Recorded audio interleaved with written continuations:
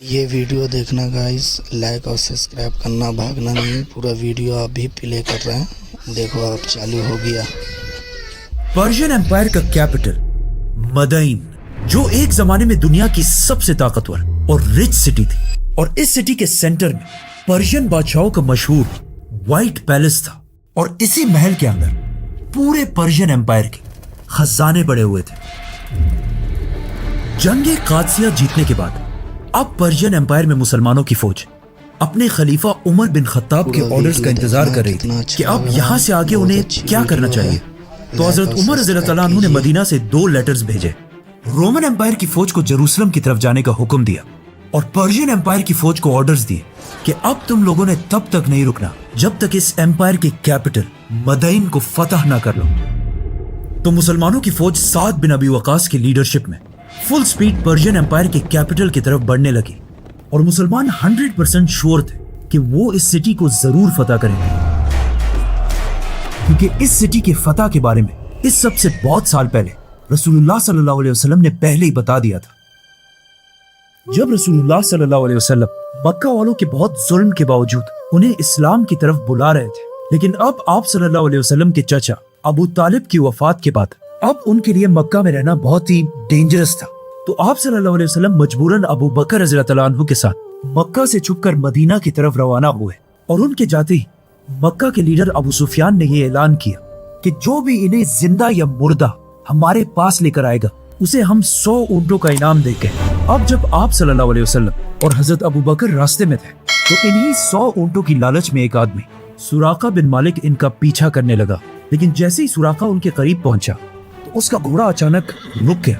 اور اس کی بہت کوشش کے بعد بھی وہ گھوڑا اپنی جگہ سے نہیں ہلا۔ آخر آپ صلی اللہ علیہ وسلم نے اس کی طرف موڑ کر دیکھا اور کہا، سراقہ، وہ کیا دن ہوگا کہ پرشین بادشاہ کے کنگن بریسلٹس تمہارے ہاتھوں میں پہنائے جائیں گے۔ سراقہ یہ سن کر حیران رہ گیا کہ خود تو ان کے پاس کچھ ہے نہیں، اور باتیں پرشین بادشاہ کی خزانوں کی کر رہے ہیں، لیکن اب کچھ ہی سالوں بعد عمر بن خطاب کی خلافت میں مسلمانوں کی فوج پرشین امپائر کے اسی کیپٹل کی طرف بہت تیزی سے بڑھ رہی تھی، لیکن پرشین امپائر کے کیپٹل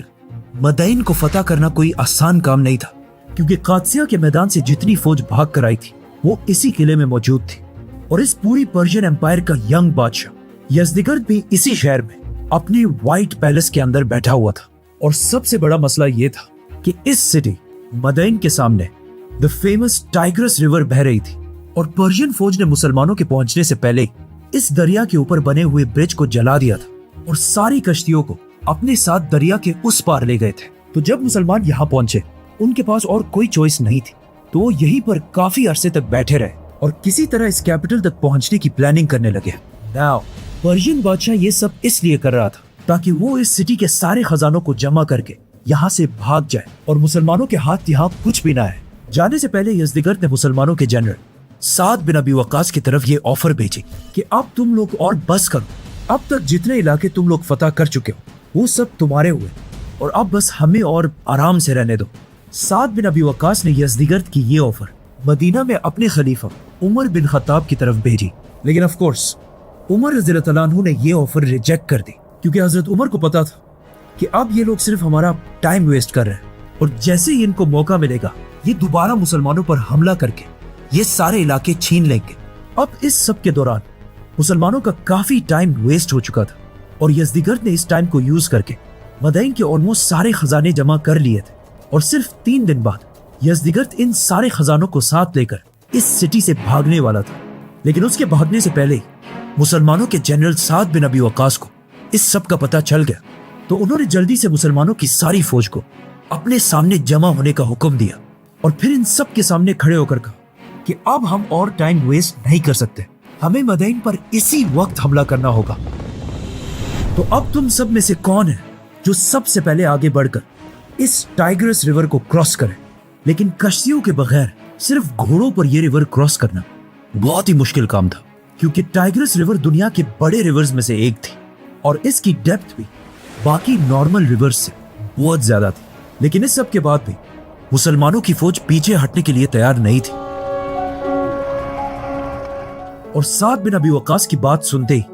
عاصم بن عمرو مسلمانوں کی فوج سے سامنے آئے اور کہا، سب سے پہلے میں اس ریور کو کراس کروں گا، اور عاصم بن عمرو کے ساتھ ساتھ 600 और जवान भी इस दरिया में कूदने के लिए तैयार हुए,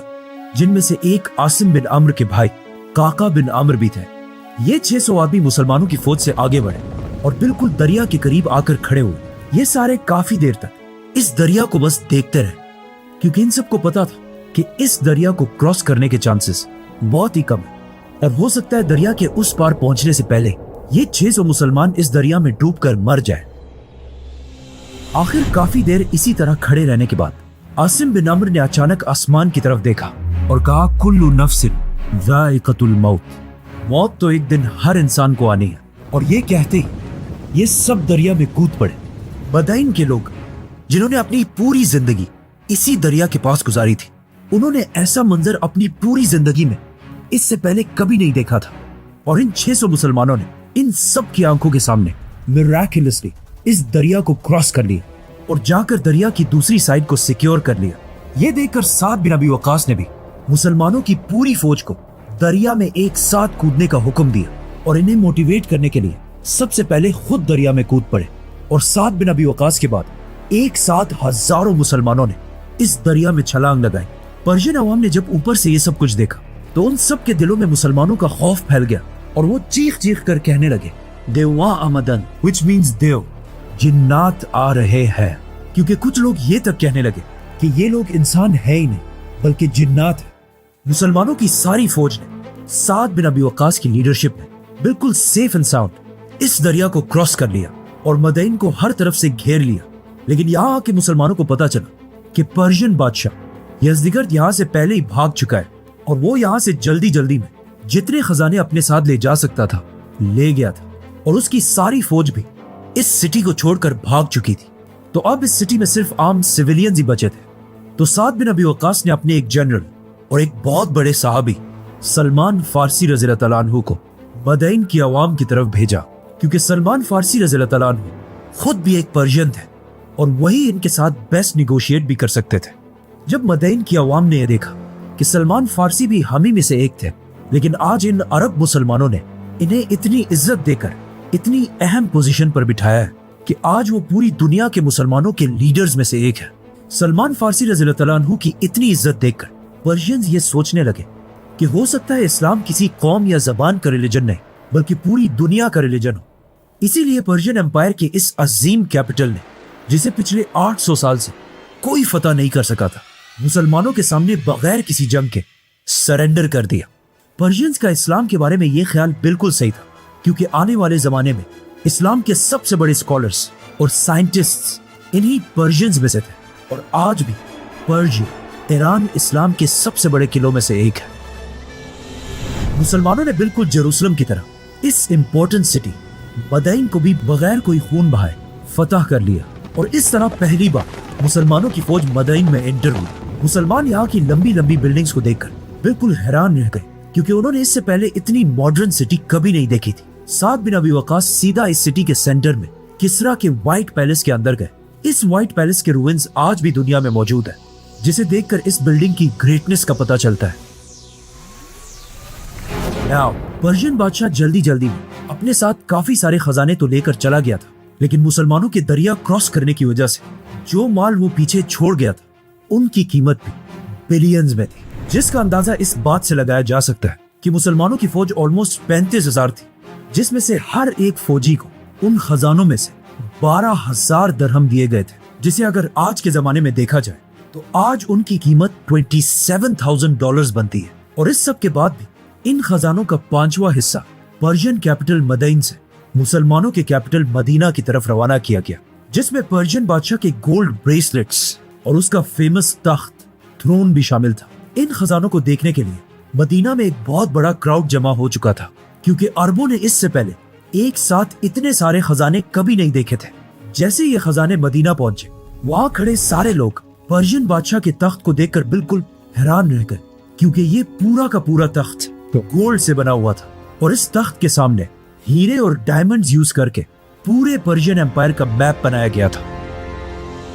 इस तख्त के बारे में ज्यादा मुसलमानों की राय ये थी कि इसे ऐसे ही रहने दिया जाए और आज से ये हमारे खलीफा का तख्त बने। लेकिन वहां हजरत अली रज़ियल्लाहु तआला अन्हु भी खड़े थे, जिन्होंने इसकी सख्त मुखालफत की اور کہا کہ اس تخت کے ٹکڑے ٹکڑے کر دیے جائے تاکہ ایسا نہ ہو کہ آنے والے مسلمان بادشاہوں میں اس تخت پر بیٹھنے کی خواہش پیدا ہو۔ خلیفہ عمر بن خطاب کو بھی حضرت علی رضی اللہ تعالیٰ عنہ کی رائے پسند آئی اور انہوں نے اس تخت کو ٹکڑے ٹکڑے کرنے کا حکم دیا اور اسے مسلمانوں میں تقسیم کر دیا۔ اس کے بعد حضرت عمر نے وہاں کھڑے صحابہ کو حکم دیا کہ سراقہ بن مالک کو میرے پاس لاؤ، اور اس کے آتے ہی حضرت عمر رضی اللہ تعالیٰ عنہ نے اس کے ہاتھوں میں پرشین بادشاہ کے کنگن پہنائے۔ وہاں سارے لوگ حیران ہوئے کہ حضرت عمر نے آخر ایسا کیوں کیا، تو حضرت عمر نے انہیں بتایا کہ یہ میں نے رسول اللہ صلی اللہ علیہ وسلم کی حدیث کو پورا کرنے کے لیے کیا ہے کہ جب ہجرت کے دوران انہوں نے سراقہ سے کہا تھا کہ ایک دن کسرا کے کنگن تمہارے ہاتھوں میں پہنائے جائیں گے۔ تھوڑی دیر کنگن پہننے کے بعد حضرت عمر نے اسے کہا کہ اب یہ اتار دو، یہ تمہارے نہیں ہے، اور اسے مسلمانوں کی بیت المال میں جمع کر۔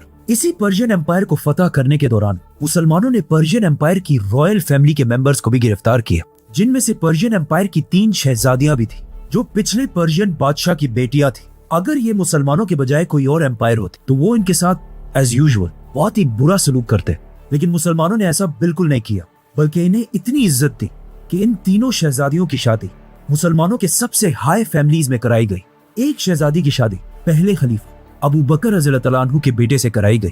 دوسری کی شادی خلیفہ عمر بن خطاب کے بیٹے سے کرائی گئی، اور تیسری شہزادی شہر بانو کی شادی چوتھے خلیفہ حضرت علی رضی اللہ تعالیٰ عنہ کے بیٹے حسین رضی اللہ تعالیٰ عنہ سے کرائی گئی، اور اسی شادی سے ان کا بیٹا زین العابدین پیدا ہوا۔ زین العابدین اسلامک بلکہ پوری دنیا کی تاریخ کے سب سے بڑے شہزادوں میں سے ایک رہے ہیں، کیونکہ اگر دیکھا جائے تو زین العابدین کے نانا پورے پرشین امپائر کے بادشاہ تھے، اور ان کے دادا علی رضی اللہ تعالیٰ عنہ خلافت راشدہ کے سب سے بڑے خلیفہ تھے۔